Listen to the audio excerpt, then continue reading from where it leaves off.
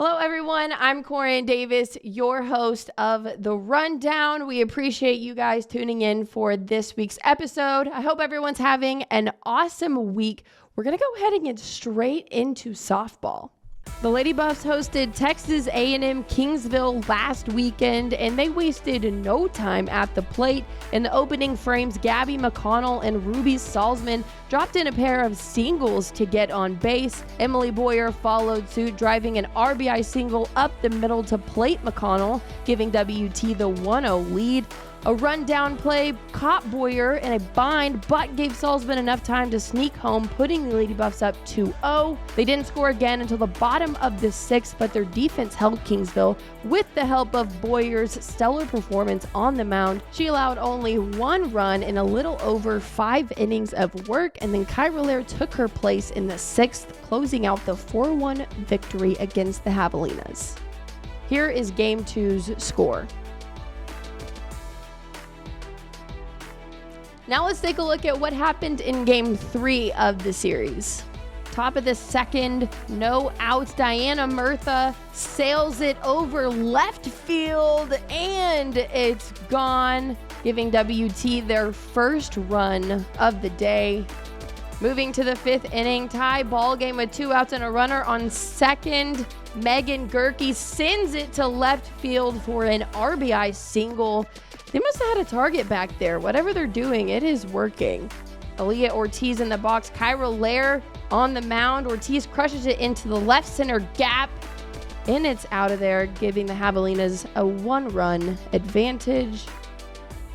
The Buffs still trail by 1 in the seventh. Bases loaded. Ruby Salzman bloofs it to right field for an RBI single to tie it up again, 5-all. Bases loaded still. Emily Boyer bounces it to second, bringing in a run to secure the win, 6-5. The Lady Buffs sit second in conference behind UT Tyler, and the most recent NFCA poll has the Lady Buffs sitting 16th. Sliding into some baseball, the Buffs wrapped up their 4-game series against UT Tyler earlier this week. In Game 1, top of the 4th inning, Mike Mineta became the spark plug for the Buffs' run-scoring inning, knocking in a single up the middle. Ryan Johnson stepped up behind him, and he had the same idea. The senior outfielder launched an RBI double to right center, plating WT's first run of the day. A little later, Will Finning grounded to first, helping the Buffs to a 2-0 lead. UT Tyler challenged WT's lead in the bottom of the 5th with an RBI ground out and a single, bringing in 2 Patriots to tie the ball game. In the bottom of the 6th, UT Tyler's Edward Ortiz drove in a single to push the team ahead, but the Buffs were not able to catch up, and they fell 3-2. Take a look at the scores from games 2 and 3.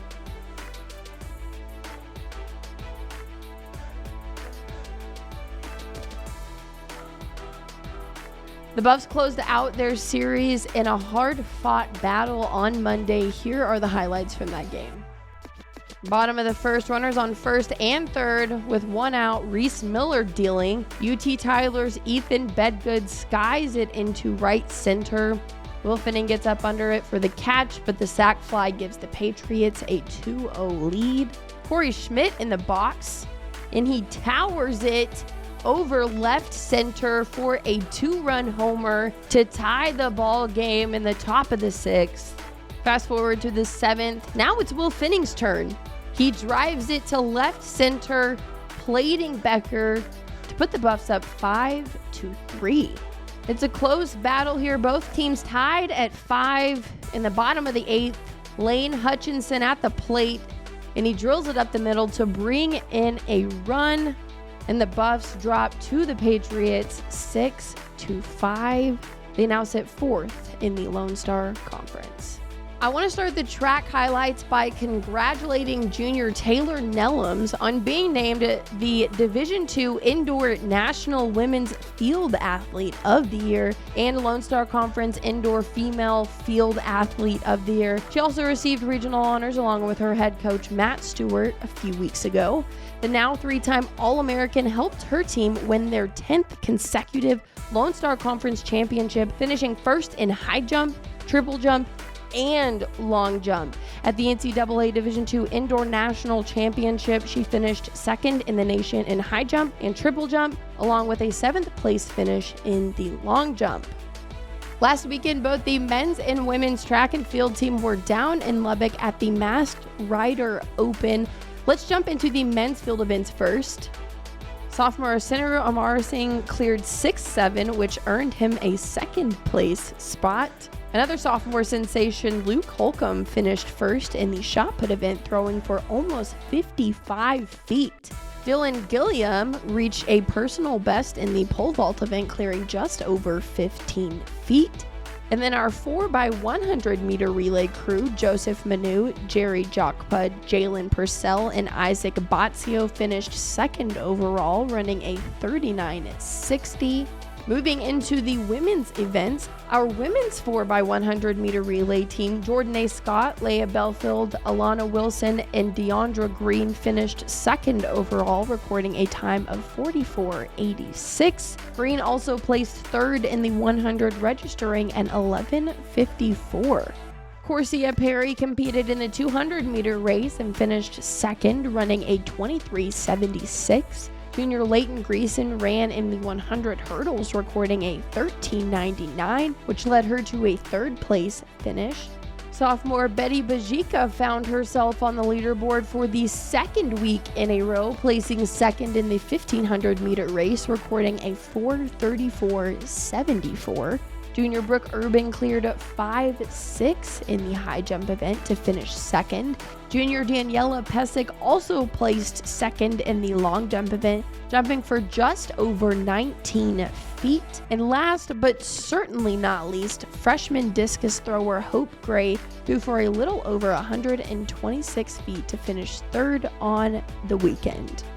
Now let's take a look at what's going on this week at WT. The men's and women's track and field team will be down in Austin at the Texas Relays. It's a really, really big meet. They'll be going from Wednesday to Saturday. Softball will take on St. Mary's in San Antonio for some conference action. Doubleheader will start on Friday at 3:30 and finish on Saturday at 1 p.m. Buff Baseball is back in action at Wilder Park for some more conference play against Arkansas Fort Smith. That series will start on Friday at 6 p.m., doubleheader Saturday at 3 p.m., and wrap up on Sunday at 1 p.m.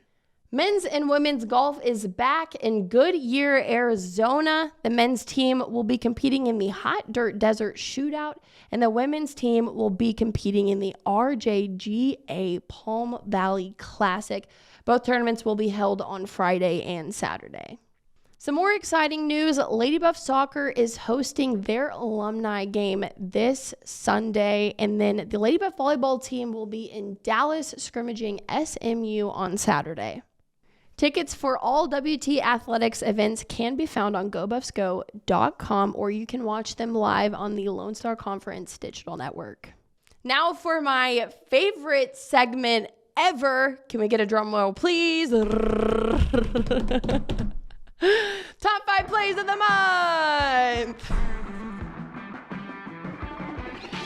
Starting with number 5, our very own Seth Ochoa at the plate. And he drills it to right center field for the game winner against UTPB. The Buffs won at 10-9. This was game 2 in their 4-game series. And the Buffs ended up winning the weekend 3-1. Yep, go ahead, celebrate. Moving on to number 4, freshman sensation Emily Boyer has wasted no time making a name for herself. Check this out. She had not 1, not 2, but 3 home runs. And get this, the icing on the cake was her grand slam to close out the 3-game series. Number 3, we're throwing it back to the Lone Star Conference Championship game. The Buffs trailed by 1 here. I know we all remember this moment. How could we forget Zach Toussaint's game-winning shot to give the Buffs their 6th consecutive Lone Star Conference title? Here it is again in slow-mo. Yeah, that's a no-brainer. Here's number 2, freshman Isaac Bozzio on the 60-meter dash. He's in lane 3, and he's almost there, and he crosses the finish line, taking home the gold, registering a 6:62. Did y'all hear when I said he's just a freshman, folks? We're going to be seeing a lot of him the next couple of years. Now that brings us to number 1 senior Kyra Lair on the mound against UTPB. This was back in February. She was throwing some heat. Nope.